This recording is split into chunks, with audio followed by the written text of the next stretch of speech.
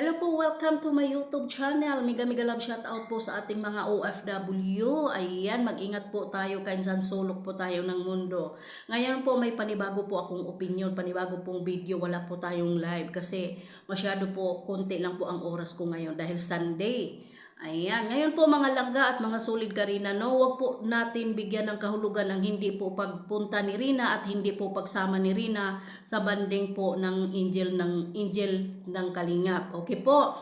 Ang dami po kasi akong naririnig at marami po akong nababasa na si Rina daw hindi sinasama, ginagamit lang daw po si Rina. Please naman po, unawain at intindihin po natin. Marami pong priority si Rina dapat intindihin. May tutor si Rina, may feeding po si Rina sa Lohika at may feeding pa po sila ni Ate Roda na inaasikaso.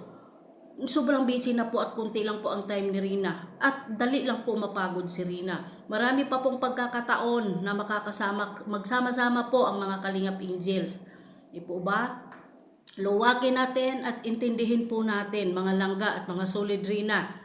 Di po ba, wag natin ano-ano na lang po ang mga sinasabi at marami po akong naririnig, marami po akong mga post na nababasa. Wag naman po ganon. Wag po ninyo isisi lahat naman sa mga tao na dapat ay unahin po talaga yung tutor ni Rina. Kasi gusto po natin, di ba, bumalik sa normal at bumalik sa normal po si Rina, hindi po ba? Kaya intindihin po natin. Lawakan po natin ang pag-iisip natin. Di po ba mga langga, ganun po ang mga solid Rina at pagmamahal po natin kay Rina. Intindihin at lawakin at maghintay sa tamang panahon. Di po ba mga langga? Marami pong nagagalit, marami pong nagtampo, maraming sumama ang loob. Hindi po. Marami pong activity si Rina kahapon. Di po ba? May tutor siya. May feeding sa Lohika. Diba? At saka mayroon pa pong activity si Rina sa school na dapat niyang pansinin at dapat niyang unahin. Okay po ba mga langga? Hanggang dito na lang po at wag po tayong magtampo. Makikita at magkikita po natin si Rina. At isa pa po, malapit na po ang punta ko doon. Makikita at makikita na po ninyo at makikita ko po at iyayakap ko po kayong lahat sa ating bunso Rina. Okay po?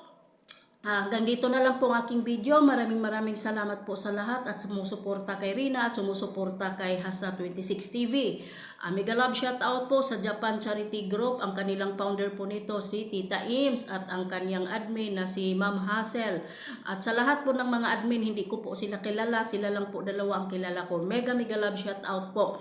Laban lang po sa hamon ng buhay at kahit ano pa po ang paninira sa mga tao na wala namang kwenta, laban lang po, tuloy-tuloy lang po tayo sa suporta kay Rina. Okay po, once again, mega love shout out po sa Japan Charity Group. Ang founder po nito ay si Tita Ems at ang kanyang admin ay si Sis Hassel. At sa lahat po ng member at admin, mega love shout out po sa inyong lahat at mega love shout out po sa aking mga subscriber at mga viewers. Okay. Sir John, Sir Spike, at kay kay Ma'am Char, Mamiana, at kay Jocelyn Amulong. Hello po, Sisi Koy, nandyan ka po. Maraming salamat po. Tita Nancy, mega love shout out. Tita Linda Tampos, mega love shout out. Dibars Group Senior Citizen, mega love shout out. Power Pop Girl Senior Citizen Group at lalong-lalo na po kay Kuya Herme at sa kanyang family, mega love shout out. Solid supporters po yan ni Rina. At sa lahat-lahat po ng kanyang mother, si Ma'am sino po ba yung nanay mo? Mega love shout out. Hindi ko po masyadong natatandaan. Basta yung apelido po yung kanyang nanay ay Tereseta Saran. Mega love shout out po, tita. I love you so much. Hanggang dito na lang po. Please like and share and subscribe sa aking YouTube channel. Bye!